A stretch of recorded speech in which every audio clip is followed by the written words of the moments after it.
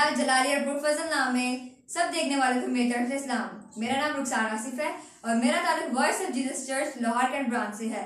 Christmas के पुरमसरत और खूबसूरत मौका पर मैं आप सब लोगों के साथ एक पैगाम शेयर करना चाहूंगी और मेरे पैगाम का उन्वान है कलाम मुजस्सम हुआ। आए मेरे अज़ीज़ों, खुदा के जिंदा पाक कलाम में से हम एक हवाला तलावत करेंगे, यूहन्ना रसूल की इंजील उसका पहला बाब और इसकी 14वीं आयत।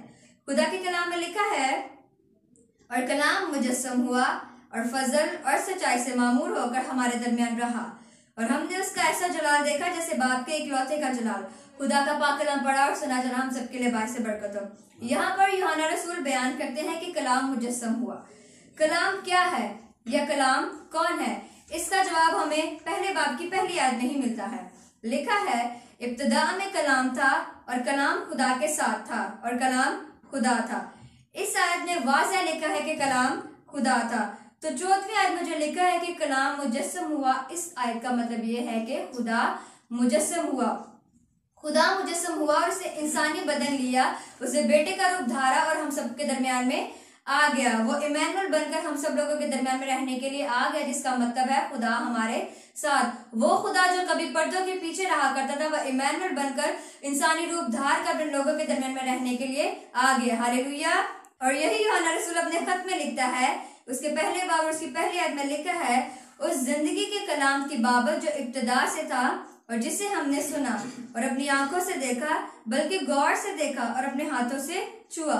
यूहन्ना रसूल वो रसूल है जो यीशु मसीह से बहुत मोहब्बत रखता था और उसने अपने खत में लिखा है कि हमने उस कलाम को आंखों से देखा, बल्कि गौर से देखा और उसे अपने हाथों से छुआ।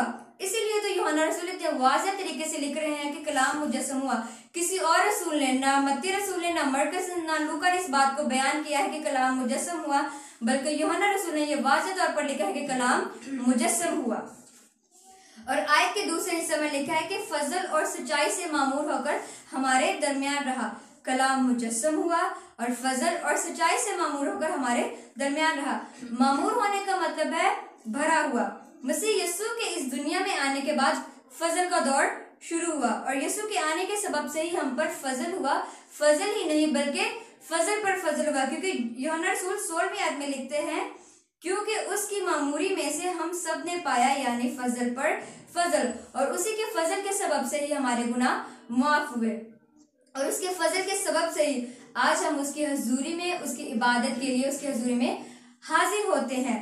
जैसे कि आप सब लोग जानते हैं कि जिस तरह काहिन साल में एक मर्तबा पाक तरीन मकान के अंदर खुदा की इबादत के लिए जाया करते थे और उस मकान में जाने से पहले वो अपने आप को गुनाहों से पाक करने के लिए बरे की कुर्बानी दिया करते थे अपने गुनाहों की मुआफी के लिए। लेकिन अगर उनमें किसी किस्म का कोई भी गुनाह बाकी रहता तो वो खुदा की हजूरी में हलाक हो जाते। लेकिन मेरे अजीजों, ये खुदा का हम सब पर गहरा फजल है, बल्कि फजल पर फजल है कि हम किसी बगैर बंदिश के खुदा की हजूरी में उसकी इबादत करते हैं और हमें उसकी हजूरी में आने के लिए किसी भी किस्म की कुर्बानी या बरे को ज़बह करने की जरूरत नहीं है, बल्कि हमें खुदा की हजूरी में सिर्फ और सिर्फ अपने होंठों की कुर्बानी को पेश करने की जरूरत है और उसी फजल की बदौलत वो हमारे दरमियान आ मौजूद है। जिस तरह आयत में हमने पढ़ा है कि वो फजल और सच्चाई से मामूर है। जब ये खुदा का हम सब पर फजल है कि वो हमें अपनी हजूरी में आने के मौका फराहम करता है, तो वो खुदा जो सच्चा है वो अपने कलाम में लिखता है कि जहाँ 2 या 3 मेरे नाम पर इकट्ठे हैं,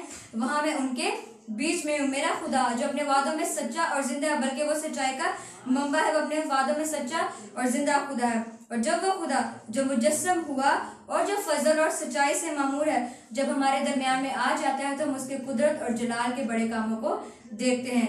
आए मेरे अजीजों, क्रिसमस के इस मौका पर हम खुदा का शुक्रिया अदा करें जो मुजस्सम हुआ, इमैनुअल बनकर हमारे दरमियान में आ गया, निजात दहिंदा बनकर हमारे दरमियान में आ गया, खुदा का बेटा बनकर हमारे दरमियान में आ गया, वो हमारी रिहाई के लिए जमीन पर आ गया। तो मेरे अजीजों, हम खुदा के इस फजल के लिए उसकी शुक्रगुजारी करें। खुदा मुझे और आप सबको इस कलाम के वसीले से ढेरों बरकत बख्शे। आमीन। मेरी तरफ से आप सब लोगों को merry Christmas and happy new year. God bless you.